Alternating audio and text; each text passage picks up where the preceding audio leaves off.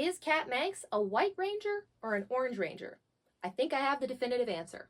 In Power Rangers, there are 4 categories that we place characters into. You have Power Rangers, which are going to be your core team, who typically all get their powers at the same time in episodes 1 or 2. Then you have your 6th Ranger, as categorized by a Power Ranger who comes into the show later on in the season, but then joins up with the team for regular occurrences in episodes. Then you have additional or extra Rangers.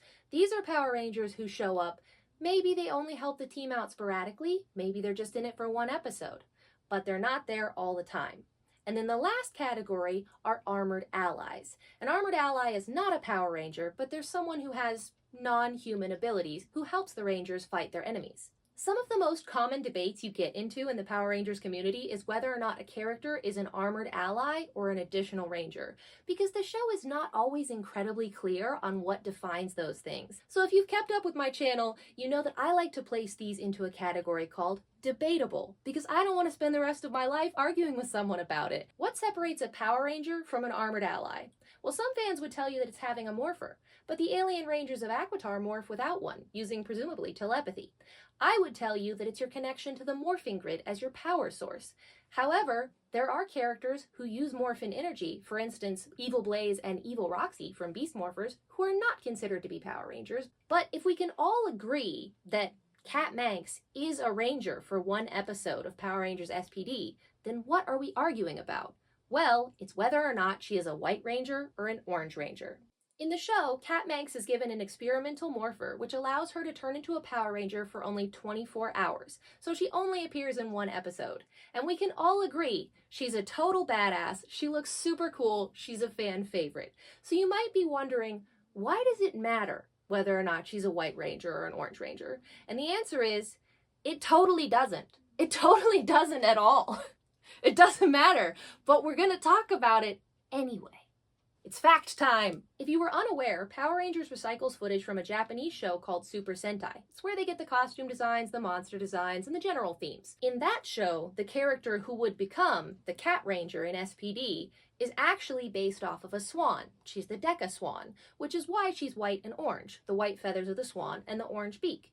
Now, I would say, to me, that says White Ranger, because swans are white, but I could also see that being a clever theme for having an Orange Ranger based off of a swan, because they have the predominant orange beak. If you take a look at her suit, you're going to immediately form an opinion whether or not you think it's more orange or more white.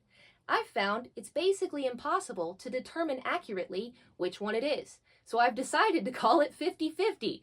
Most Ranger fans will tell you that a Ranger's color is based on what color most predominantly appears in their outfit.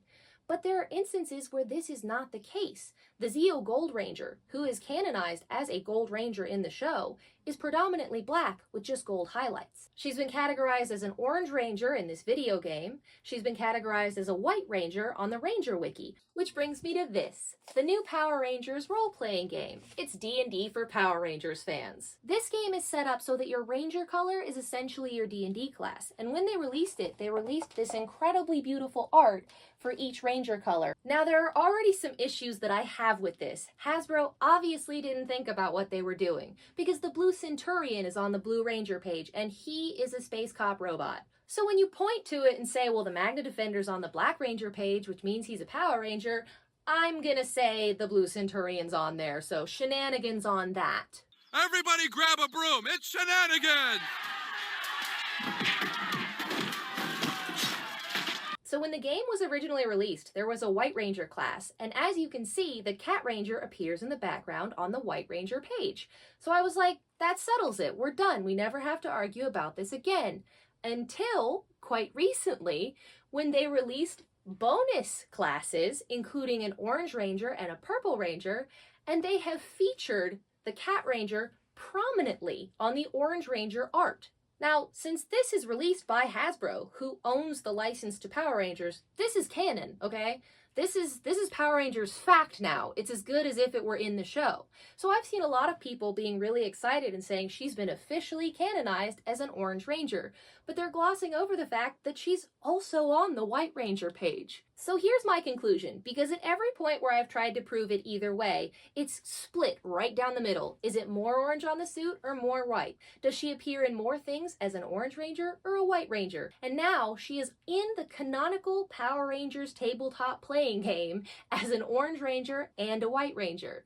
So I'm here to tell you, she's an Orange and White Ranger.